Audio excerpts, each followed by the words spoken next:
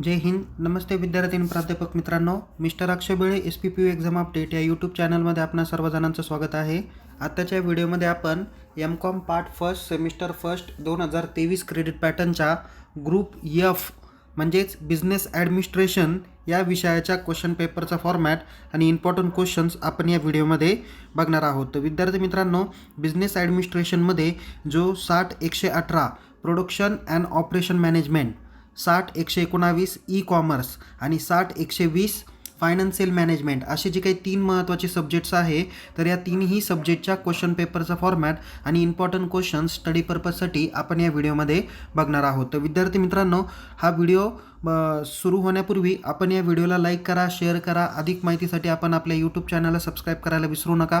तसेच परीक्षाबाबत अद्ययावत माहितीसाठी आपण आपल्या टेलिग्राम चॅनलमध्ये सहभागी होऊ शकता.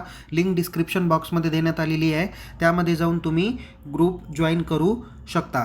तसेच विद्यार्थी मित्रांनो, तुम्हाला बाकीच्या सब्जेक्टचे जे काही व्हिडिओज आहेत ते देखील तुम्हाला आपल्या डिस्क्रिप्शन बॉक्समध्ये बघायला भेटेल. म्हणजे 60-101, 60-102A, नंतर 60-127 आणि काही स्पेशलायझेशनचे जे काही विविध ग्रुप आहेत त्या सर्वांचे व्हिडिओ देखील आपल्या डिस्क्रिप्शन बॉक्समध्ये देण्यात आलेले आहे. तर सर्व व्हिडिओ काळजीपूर्वक बघा. आवडल्यास त्या व्हिडिओंना देखील लाईक करा, शेअर करा आणि यूट्यूब चॅनलला सबस्क्राईब करायला विसरू नका. चला तर मग विद्यार्थी मित्रांनो, सुरू करूया. सगळ्यात अगोदर 60-118 प्रोडक्शन अँड ऑपरेशन मॅनेजमेंटच्या क्वेश्चन पेपरचा फॉर्मॅट बघा. विद्यार्थी मित्रांनो, हे झालं का? या ठिकाणी तुम्हाला माहिती आहे की बिझनेस ॲडमिनिस्ट्रेशन हा जो काही सब्जेक्ट आहे तो मराठी ॲज वेल ॲज इंग्लिश लँग्वेजमधून तुम्हाला देता येतो. तुम्ही एक्झाम फॉर्म भरताना जरी इंग्लिश मिडियम सिलेक्ट केलं बट पेपर मराठीतून द्यायचा असेल तर प्रश्न क्रमांक 1 पासून तर शेवटपर्यंत तुम्ही मराठीतून उत्तर लिहिणं अपेक्षित आहे. ओके, सो प्रश्नपत्रिका सॉल्व्ह करण्यापूर्वी यामध्ये काही महत्त्वाचे इन्स्ट्रक्शन दिले, ते काळजीपूर्वक बघा. की तुम्हाला टोटल 4 प्रश्न विचारले जातील आणि चारीचे चारही प्रश्न तुम्हाला सॉल्व्ह करणं कंपल्शन आहे.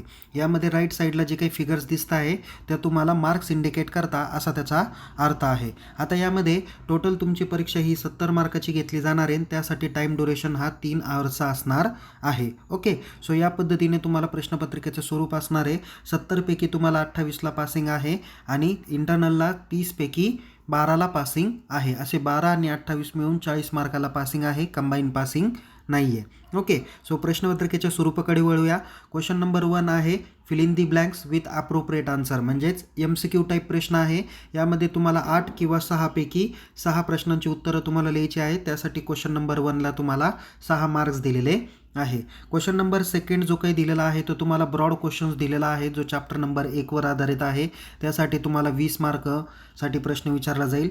त्याला ऑर प्रश्न जो काही विचारला जाईल तो चॅप्टर नंबर 2वरती ब्रॉड क्वेश्चन्स विचारला जाईल, चॅप्टर नंबर 2वरती. त्यासाठी देखील तुम्हाला 20 मार्क आहेत. म्हणजे एक तर तुम्ही चॅप्टर नंबर 1चा ब्रॉड क्वेश्चन सॉल्व्ह करा किंवा चॅप्टर नंबर 2चा ब्रॉड क्वेश्चन सॉल्व्ह करा, यासाठी तुम्हाला 20 मार्क आहे. क्वेश्चन नंबर 3 दिलेला असणार, तो पण ब्रॉड क्वेश्चन्स असणार आहे, जो चॅप्टर नंबर 3वर आधारित असणार आहे. त्यासाठी देखील तुम्हाला 20 मार्क आहे. तर क्वेश्चन नंबर 3ला ऑर जो काही विचारला जाणार आहे तो देखील ब्रॉड क्वेश्चन्स विचारला जाईल, तो देखील 20 मार्कासाठी विचारला जाणार आहे, बट तो चॅप्टर नंबर 4वर आधारित असणार आहे. म्हणजेच विद्यार्थी मित्रांनो, तुम्हाला जे काही 4 चॅप्टर दिलेले असतात पुस्तकामध्ये त्यापैकी प्रत्येक चॅप्टरवरती एक मोठा ब्रॉड क्वेश्चन्स विचारला जातील. म्हणजे 4 पैकी कोणत्याही 2 चॅप्टरवरती तुम्हाला जास्त फोकस ठेवायचा आहे. त्यासाठी तुम्हाला 20-20 मार्क दिलेले आहेत. ओके, सो क्वेश्चन नंबर 1ला 6 मार्क. ओके, क्वेश्चन नंबर 2ला 20 मार्क, क्वेश्चन नंबर 3ला 20 मार्क आणि क्वेश्चन नंबर 4 जो काही असतो तो शॉर्ट नोट्सला आहे. त्यासाठी तुम्हाला 24 मार्क्स आहे. तुम्हाला एकूण 6 शॉर्ट नोट्स दिल्या जातील, त्यापैकी 4 शॉर्ट नोटची उत्तर लिहायची. एका शॉर्ट नोट्सला 6 मार्क आहे. असे मिळून 24 मार्कांसाठीचा शॉर्ट नोट्स असणार आहे. सो या पद्धतीने तुम्हाला एकूण 70 मार्कांसाठीचा क्वेश्चन पेपरचा फॉर्मॅट आहे. 6 आणि 24 झाले 30 मार्क आणि 20 आणि 20 झाले 40 मार्क, म्हणजे 30 आणि 40 एकूण 70 मार्कांसाठीच्या क्वेश्चन पेपरचा फॉर्मॅट असणार आहे. तर okay, so production and operation management या रिलेटेड काही महत्त्वाचे प्रश्न आपण आता या ठिकाणी बघणार आहोत. बघा, चॅप्टर नंबर 1 जो काही तुम्हाला दिलेला आहे तो आहे introduction to production and operation management. तर याच्यामध्ये महत्त्वाचे जे काही 2 प्रश्न वाटतात ते म्हणजे कोणते, की एक्सप्लेन द नीड अँड किंवा nature and importance of production and operation management हा पहिला प्रश्न. आणि दुसरा जो काही ब्रॉड क्वेश्चन विचारला जातो तो म्हणजे functions of production and operation management. तुम्हाला परीक्षेत असा प्रश्न विचारला जाईल, define the term of production and operation management, explain their importance and functions. तुम्ही डेफिनेटली करूनच ठेवा. जर तुम्हाला ब्रॉड क्वेश्चनला नाही विचारला तर शॉर्ट नोट्सला डेफिनेटली विचारला जातो. ओके, सो या ठिकाणी हे 2 महत्त्वाचे प्रश्न आहे. त्याच्यानंतर टाईप्स ऑफ प्रोडक्शन सिस्टीम हा तुम्ही शॉर्ट नोट्सला करून ठेवा. त्याच्यानंतर objective of plan layout and basic principle and types of plan layout हे 3 महत्त्वाचे प्रश्न शॉर्ट नोट्ससाठी करून ठेवा. याच्यापैकी एक शॉर्ट नोट्स तुम्हाला विचारली जाईल. Safety consideration and environmental aspect हा पण एक शॉर्ट नोट्सला प्रश्न करून ठेवा चॅप्टर नंबर 1 वर आधारित. कारण तुम्हाला तिथं 6 शॉर्ट नोट्स विचारला जाणार आहे, त्याच्यामुळे ॲटलिस्ट पहिल्या नंबर चॅप्टरवरती 2 तरी शॉर्ट नोट्स विचारल्या जातील. इथे दुसरा आहे प्रोडक्शन सिस्टीम हा महत्त्वाचा चॅप्टर. त्यामध्ये तुम्हाला महत्त्वाचा जो काही प्रश्न विचारण्यासारखा आहे, define the term of production system, explain their model and functions of production and material management असा पण प्रश्न विचारला जाऊ शकतो. किंवा प्रोडक्ट लाईफ सायकल यावर पण ब्रॉड क्वेश्चन विचारलं जाईल किंवा शॉर्ट नोट्स तरी डेफिनेटली विचारली जाईल. शॉर्ट नोट्समध्ये तुम्हाला इथे दिलेलं आहे टाईप्स ऑफ प्रोडक्शन सिस्टीम, त्याच्यानंतर प्रोडक्ट लाईफ सायकल तर हा तर ब्रॉड क्वेश्चनलाच आहे. त्याच्यानंतर प्रोडक्टिव्हिटी मेजरमेंट आणि महत्त्वाचं आहे प्रोडक्शन प्लॅनिंग अँड कंट्रोल. हे 3 महत्त्वाचे शॉर्ट नोट्स तुम्ही करून ठेवा. इथं प्रोडक्शन प्लॅनिंग अँड कंट्रोल, त्याच्यानंतर productivity measures and product design and development, product strategy हे देखील काही महत्त्वाचे प्रश्न. म्हणजे याच्यातमध्ये सुद्धा किमान चॅप्टर नंबर 2वर देखील तुम्हाला किमान 2 तरी शॉर्ट नोट्स विचारल्या जातील. तिसरा चॅप्टर आहे तो म्हणजे ऑपरेशन मॅनेजमेंट. ऑपरेशन मॅनेजमेंटवरती ब्रॉड क्वेश्चन आहे, define the term of operation management, explain their meaning, definition हे तर तुम्ही लिहिणारच आहे. फंक्शन्स विचारले जातील आणि role and responsibility of operation management हा प्रश्न ब्रॉड क्वेश्चन म्हणून तुम्ही कन्सिडर करा. त्याच्यानंतर यामध्ये जर का ब्रॉड क्वेश्चन विचारण्यासारखा जर का असेल तर तो म्हणजे methods and challenges of operation management. हे पण प्रश्न ब्रॉड क्वेश्चनपैकी आहे. या दोघांपैकी एक प्रश्न ब्रॉड क्वेश्चन म्हणून तुम्हाला विचारलं जाईल. शॉर्ट नोट्समध्ये तुम्हाला क्वालिटी मॅनेजमेंट आहे, लीन ऑपरेशन मॅनेजमेंट आहे, त्याच्यानंतर पर्पज ऑफ लीन ऑपरेशन किंवा लीन ऑपरेशन मॅनेजमेंट म्हटलं का त्याच्यात सर्व पद्धतीचा मॅसेज येऊन जातो, किंवा recent trends and development in operation management या पद्धतीचा शॉर्ट नोट्स आहे. किंवा टेक्निक्स इन इन्व्हेंटरी मॅनेजमेंट हा पण प्रश्न तुम्ही करून ठेवा. ओके, त्याच्यानंतर शेवटचा आहे चॅप्टर तो म्हणजे सप्लाय चेन मॅनेजमेंट. तर सप्लाय चेन मॅनेजमेंटमध्ये जास्त काही महत्त्वाचं काही नाही आहे, पण त्याचे बॅरियर्स, प्रोसेस हा जो काही भाग आहे तो तुम्हाला ब्रॉड क्वेश्चनकडे विचारला जाईल. फोरकास्टिंग रिलेटेड तुम्हाला शॉर्ट नोट्स विचारली जाऊ शकते, फोरकास्ट अप्रोचेस या नावाने. ओके, त्याच्यानंतर तुम्हाला सप्लाय चेन मॅनेजमेंट रिलेटेड हा प्रश्न असतो की components, process and strategy. Okay, पण त्याच्यापैकी component and process of supply chain management म्हणजे define the term of supply chain management, explain the components and process of supply chain management असा प्रश्न असू शकतो. शॉर्ट नोट्सला तुम्हाला आहे की supply chain integration. Okay, supply chain इंटिग्रेशनवरती तर ब्रॉड क्वेश्चन माझ्या मते तरी विचारण्याची शक्यता कमी आहे, बट एखाद्या पेपर सेटरकडून सुद्धा विचारलं जाऊ शकतं की define the term of supply chain integration. त्याचे तुम्हाला नेचर, फॅक्टर्स, बॅरियर्स आणि प्रोसेस हे पण तुम्हाला परीक्षेत विचारलं जाईल. Steps in demand forecasting process किंवा मी मागाशीच म्हणाल की नुसतं फोरकास्टिंग याच्या बाबतीत जरी प्रश्न विचारला तरीसुद्धा तुम्हाला त्याचं उत्तर सांगता आलं पाहिजे. ओके, सो या पद्धतीने तुम्हाला हा चॅप्टर दाखवलेला आहे. 70 मार्कासाठीचे खूप सारे विविध प्रश्न मी तुम्हाला ऑरचे पण या ठिकाणी सांगितलेले आहे. त्याच्यानंतर पुढचा जो काही सब्जेक्ट आहे 60-119 त्याला नाव आहे ई कॉमर्स. ओके, ई कॉमर्सचा पेपर तुम्हाला एकूण 35 मार्कासाठी विचारला जाईल. टाईम ड्युरेशन तुमचं 2 तासाचा असणार आहे. 35पैकी तुम्हाला 14 मार्काला पासिंग असणार आहे आणि 15पैकी जी काही इंटरनल घेतली जाईल त्यापैकी 6 मार्काला पासिंग असणार आहे. टोटल मिळून तुम्हाला 20 मार्काला पासिंग असणार आहे. ओके, सो या पद्धतीने तुम्हाला काय केलं जाणार आहे, प्रश्नपत्रिकेचं स्वरूप असणार आहे. तर प्रश्नपत्रिकेत एकूण 4च प्रश्न विचारले जातील. त्यापैकी पहिला प्रश्न हा MCQ असणार आहे, तो 5 मार्कासाठी असेल. म्हणजे इथे 35 मार्काच्या प्रश्नपत्रिकेसाठी पहिला प्रश्न हा MCQ 5 मार्काला राहील. दुसरा प्रश्न तुम्हाला ब्रॉड क्वेश्चन चॅप्टर नंबर 1वर राहील 10 मार्काला. त्याच्यानंतर त्यालाच ऑर जो काही प्रश्न राहील तो ब्रॉड क्वेश्चन चॅप्टर नंबर 2वर 10 मार्काला राहील. ओके. त्याच्यानंतर प्रश्न क्रमांक 3 जो काही असणार आहे तो लाँग आन्सर किंवा ब्रॉड क्वेश्चन चॅप्टर नंबर 1वर आधारित राहील, त्यालाही 10 मार्कर आहे. आणि त्याला ऑर जो काही प्रश्न राहील लाँग क्वेश्चन किंवा ब्रॉड क्वेश्चन तो चॅप्टर नंबर 2वर 10 मार्काला राहील. म्हणजे प्रश्न क्रमांक 1 तुमचा 5 मार्काला, प्रश्न क्रमांक 2 तुमचा 10 मार्काला, प्रश्न क्रमांक 3 तुमचा 10 मार्काला आणि प्रश्न क्रमांक 4 शॉर्ट नोट्स तुम्हाला 10 मार्काला विचारले जाईल. असे मिळून टोटल तुम्हाला 35 मार्कासाठीच्या क्वेश्चन पेपरचा फॉर्मॅट राहील. क्वेश्चन नंबर 4मध्ये तुम्हाला 4 शॉर्ट नोट्स विचारल्या जातील. प्रत्येक चॅप्टरवरती 2 शॉर्ट नोट्स राहतील.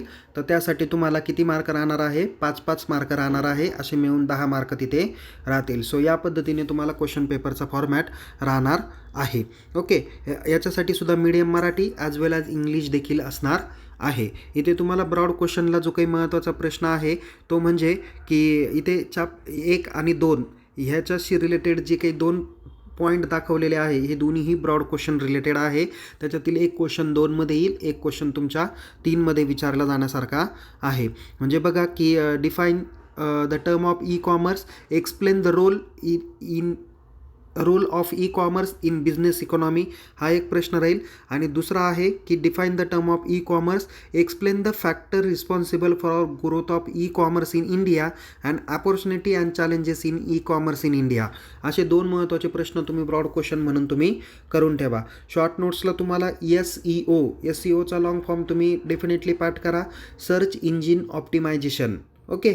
आणि नंतर मार्केटिंग, सोशल मीडिया मार्केटिंग हे तर काय एवढं विचारलं जाणार नाही.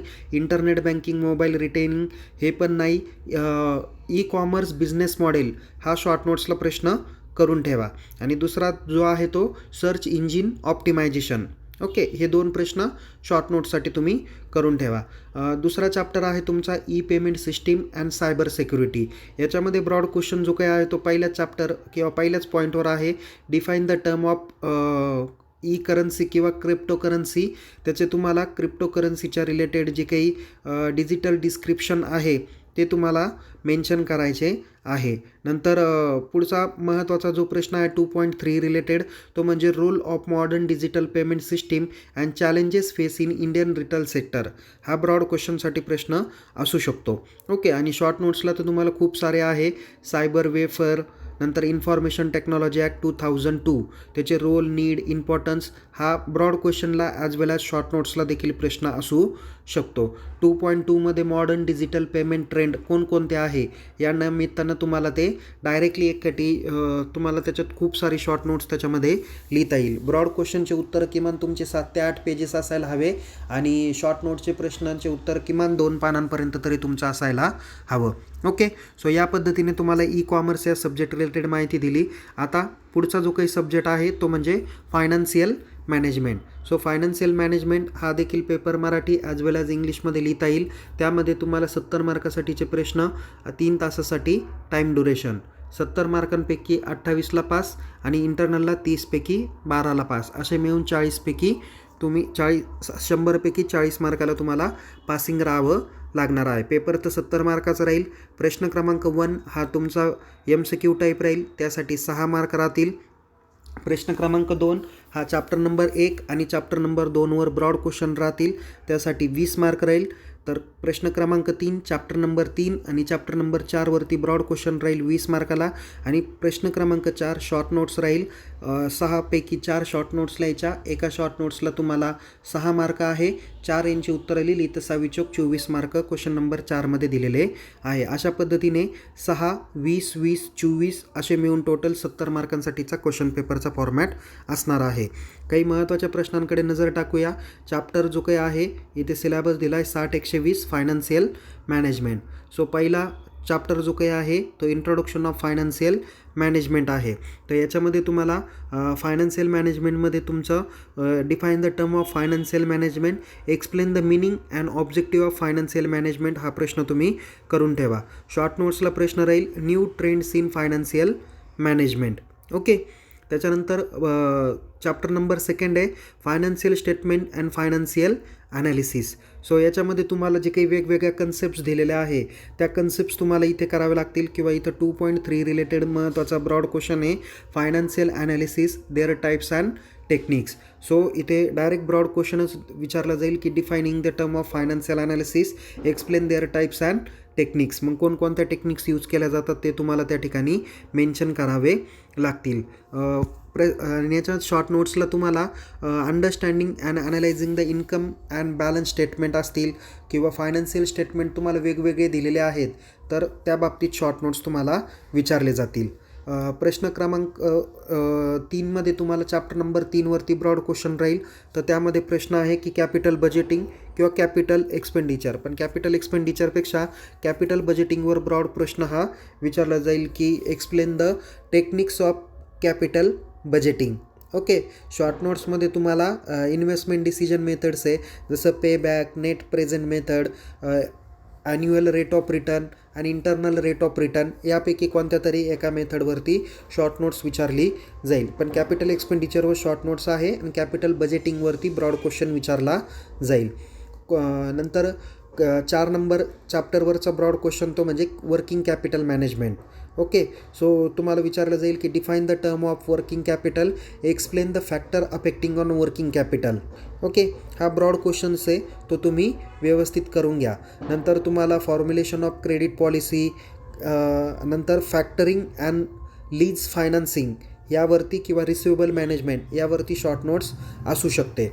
Okay. Account receivable management, factoring and lease financing असे काही महत्त्वाचे प्रश्न तुम्हाला या ठिकाणी शॉर्ट नोट्सला दिलेले आहे. RBI, SBI त्यांचे कार्य, फंक्शन्स हे जरी तुम्हाला पुस्तकात दिलेले असतील तर डीपमध्ये थोडासा स्टडी करा, कारण 20 मार्काला प्रॅक्टिकली ब्रॉड क्वेश्चन विचारलेला आहे त्याच्यामुळे त्या पद्धतीने तुम्हाला इथे लिहिता येईल. सो या पद्धतीने विद्यार्थी मित्रांनो आजच्या या सेशनमध्ये आपण जे काही बघितलेले होते तर तुम्हाला MCOM part first semester first 2023 credit पॅटर्नच्या ग्रुप F बिझनेस ॲडमिनिस्ट्रेशनच्या 60-118, 60-119 आणि 60-120 या तिन्ही सब्जेक्टच्या क्वेश्चन पेपरचा फॉर्मॅट आणि काही इम्पॉर्टंट क्वेश्चन स्टडी पर्पजसाठी आपण तुमच्यासाठी दिलेले आहे.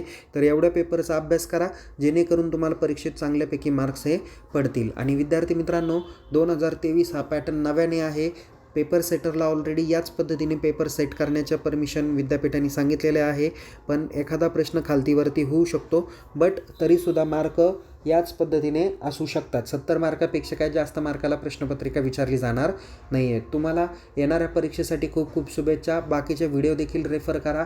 तुम्हाला अशाच पद्धतीने नवीन नवीन माहिती जर मिळवायची असेल तर आपण आपल्या यूट्यूब चॅनलला नक्की सबस्क्राईब करा आणि परीक्षेबाबत अद्ययावत माहितीसाठी टेलिग्राम चॅनलमध्ये सहभागी व्हा. लिंक डिस्क्रिप्शन बॉक्समध्ये देण्यात आलेली आहे. तुम्हाला परीक्षेसाठी खूप खूप शुभेच्छा. Take care. जय हिंद. धन्यवाद.